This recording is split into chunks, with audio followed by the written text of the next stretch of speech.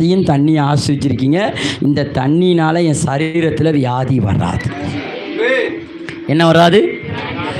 நீ எங்கே முதல்ல தொடங்க போகிற? இவர் என்ன சொல்றார்? புசித்தாலும் குடித்தாலும் சொன்னார். அப்போ நீ தண்ணி குடிக்கும் போதே உனக்கு என்ன வராது? வியாதி வராது. ஏன்னா நீ எதுக்காக தண்ணி குடிக்க?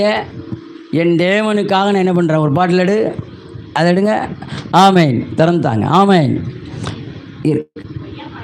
அல்லேலூயா. பாருங்க, நான் எதை செஞ்சாலும் யாருக்காக செய்கிறேன்? என் தேவனுக்காக செய்கிறேன். அதாவது என்ன சொல்லப்பட்டிருக்கு வேதம்?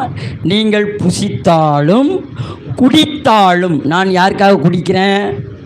நம்ப நின்று எனக்கு சுகரு, அதனால் எனக்கு என்ன வேண்டாம்? சீனி வேண்டாம். இப்படி சொல்கிறவன் தேவனுக்காக என்ன பண்ணலை? குடிக்கலை. நான் சொல்ல, நான் தேவனுடைய பிள்ளை, நார்மலான சீனியை போடு, நார்மல் டீ தான். ஆமேன், கொடு, நான் குடிக்கேன், என் தேவன் நாம மகிமைப்படும்படிக்குன்னு சொல்லிட்டு அப்படி என்ன பண்ணணும்?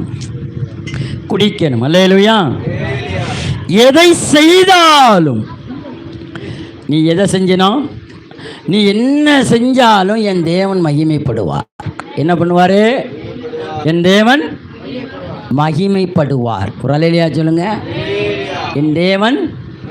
அப்போ நீ சின்ன குழம்பு வச்சா கூட உன் குழம்புல தேவன் மகிமைப்படணும். ரெண்டே எனக்கு தெரிஞ்ச ஒரு ஊழியக்காரர் இருக்கார், சேகர் நல்ல தம்பி. அவர் செத்து போயிட்டார். இப்போ அந்த ஐயா ரெண்டே 2 மிளகாத்தை எடுத்து என்ன பண்ணுவார்? மிளகா வத்தல் எடுத்துகிட்டு, தம்பி வந்துட்டீங்களா, இருங்க உட்காருங்க பாரு, டப்புன்னு அரிஞ்சு போடுவார். அவர்கிட்ட ஒன்றுமே இருக்காது, சும்மா தான் போடுவார். ரசம் பார்த்திங்கன்னா தேனாக இருக்கும், சாப்பாடு பார்த்திங்கன்னா தேனாக இருக்கும். ஏன்னா அவர் எதை செஞ்சாலும் எதுக்காக செய்கிறாரு?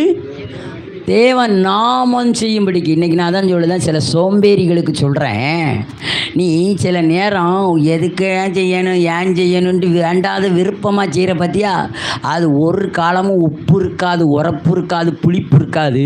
ஆனால் நீ செய்யும்போது என் தேவனுக்காக செய்கிறேன், என் தேவனை மகிமைப்படுத்துகிறேன், என் தேவனை உயர்த்துகிறேன். நான் சின்ன ஸ்க்ரூவை டைட் பண்ணால் என் தேவனை. அப்போ ஒருத்தர் சொல்லுவோம், சார் நீங்கள் நல்ல வேலை பார்க்கிங்களாம்மா. எல்லாம் ஆண்டவர். எனக்கு தெரிஞ்ச ஒரு அண்ணன் ராஜன் ஒருத்தர் இருக்கார். அந்த அண்ணன் சொல்லுவார், தம்பி எலக்ட்ரிஷியன் பார்த்தனா என்ன தான்ப்பா எல்லாம் கூடுதாங்க கோயிலில், நான் தான் செய்தேனே. நான் சொல்லுவேன், நீ எதை செஞ்சாலும் பர்ஃபெக்டாக செய்தேன். அப்போ அந்த அண்ணன் சொன்னார், எனக்கு எங்கேலே தெரியும், எந்த உயர் எங்கே கிடக்குன்னு எனக்கு தெரியாது, ஆனால் எப்படின்னு அதை கண்டுபிடிப்பேனே, ஆண்டவர்கிட்ட கேட்பேன். என்ன கேட்பேன்? அதான் சொன்னேன், நீ எதை செஞ்சாலும் ஆண்டவரோடு செய்யணும். நீ வெறும் வாய் சுயத்தில், உன் திறமையில், உன் மக்கு மண்டையில் வச்சு செஞ்சேன்னா நீ ஒரு காலமும் என்ன பண்ண முடியாது? டேஸ்ட்டு பார்க்க முடியாது. அல்லேலூயா. ஒரு சின்ன வேலை செஞ்சாலும் ஆண்டவர் சொல்லி நீ செஞ்சு அவருக்காக செஞ்சு பழகு, எல்லாம் அற்புதமாக நடக்கும், ஒன்று கூட டேமேஜ் ஆகாது. அல்லேலூயா. நீ சின்ன வண்டி ஓட்டினா கூட ஆண்டவருக்குன்னு வண்டி ஓட்டணும். நீ புளி குழம்பு வச்சா கூட ஆண்டவருக்குன்னு வைக்கணும்.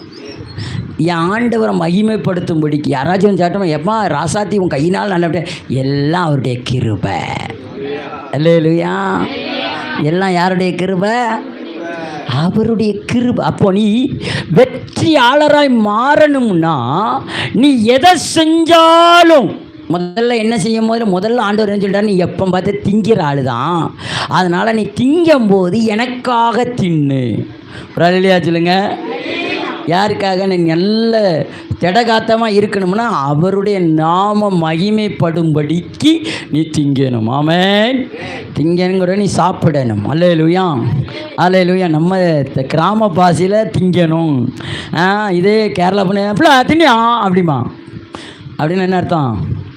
நார்வேல் பக்கம் கிராமத்துக்குள்ளே போனீங்கன்னா பிள்ளை தின்னியா அப்படிமா. தின்னியானா என்னன்னா, அதான் சாப்பிட்டியான்னு அர்த்தம்.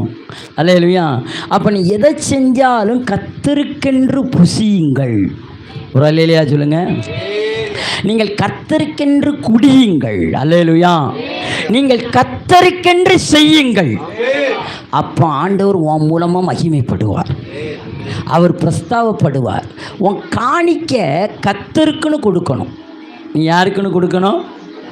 இங்கே தானே வலிக்கு பாஸ்டர், இங்கே தானே வலிக்கு. ஏன் இல்லை, இங்கே தான் வலிக்கக்கூடாதுங்க. உன் காணிக்க நீ யாருக்கு கொடுக்க?